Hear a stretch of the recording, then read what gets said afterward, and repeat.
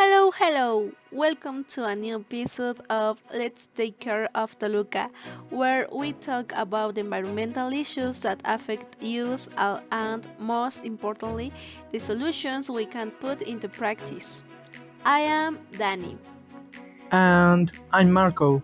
In today's episode, we're going to dive into some of the most urgent problems our city, Toluca, is facing, and how these issues not only impact the natural environment but also our daily lives. So stay with us because at the end of the episode, we'll share some ideas for changing our habits and starting to make a difference. Exactly, so without further ado, let's get to the point. Marco, what would you say are the main environmental problems we're dealing with here in Toluca? Well, Daniela, there are three major issues seriously affecting our city. The first is pollution, and it's not just air pollution, but also soil and water contamination. If we think about air we breathe, it's filled with harmful particles, dust, pollen, animal waste, and heavy metals. But the worst offenders are the PM2.5 particles, which are microscopic, 100 times thinner than a human hair. These particles are so tiny that they don't just reach our lungs. They can enter our bloodstream. Imagine how dangerous they are for our health. That's terrifying. These tiny particles can cause severe problems like asthma attacks, heart disease, or even cancer. But also, another huge issue is drought. The Nevado de Toluca, which has been an important water source for the regions, is losing its lagoons. The famous Salt and Luna lagoons are at their lowest levels in 20 years. And with that, the water supply reaches homes in Toluca and the surrounding areas is at risk. Yes, and that's a massive problem. The Nevado de Toluca provides up to 30% of the water for both the Toluca Valley and the Valley of Mexico. In the lagoons keep drying up, many families are already feeling the impact with the water cuts in their homes.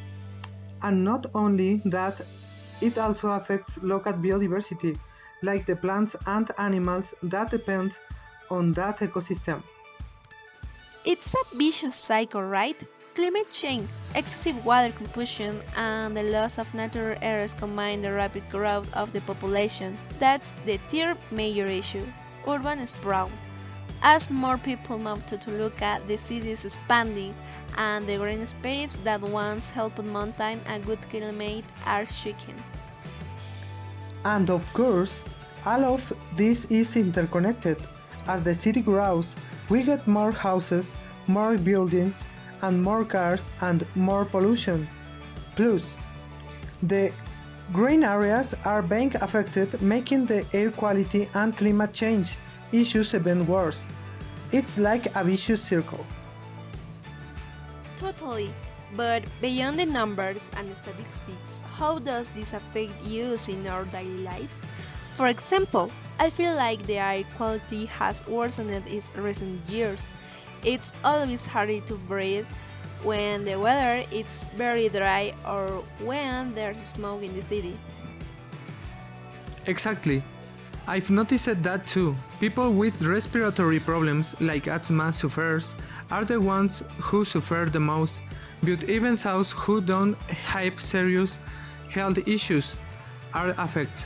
Polluted air can cause headaches, eye irritation, and even fatigue.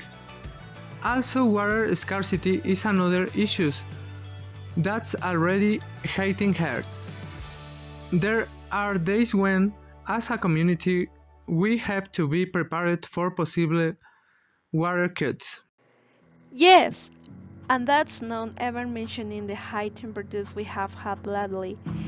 All of this is making life in the city more difficult and making natural resources more scarce.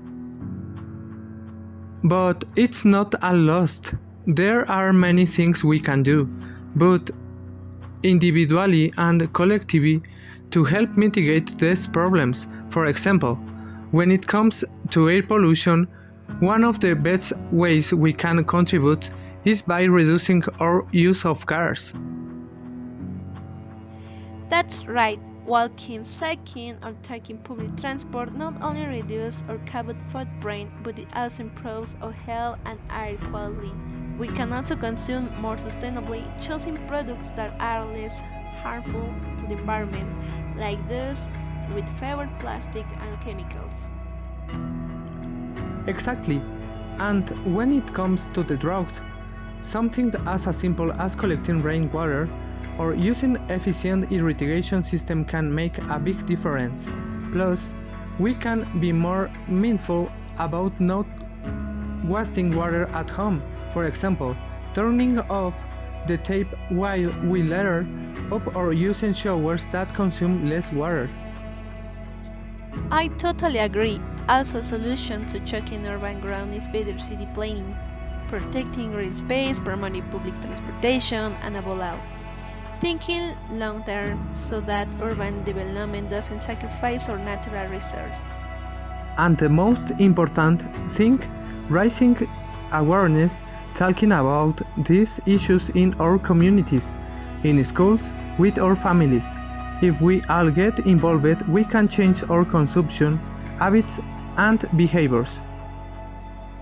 For example, in my house, we decided to install a solar water heater to reduce energy consumption, but we soon realized that when we turned on the shower, a lot of water was being wasted while we waited for it to heat up. So we started opening the kitchen tap first, where the hot water connects, to collect that water and later use it for other things, like washing clothes. Those small actions really make a difference. We're also trying to use less plastic, recycle more, and reduce energy consumption. These are simple habits, but if we all adopt them, the impact would be huge. At the end of the day, it all comes down to the same thing, taking care of our home, which is Toluca and the entire planet. We all have to do our part. If we change our habits, if each of us does our bit, we can create a cleaner and healthier future for everyone. That's right, the responsibility is in our hands.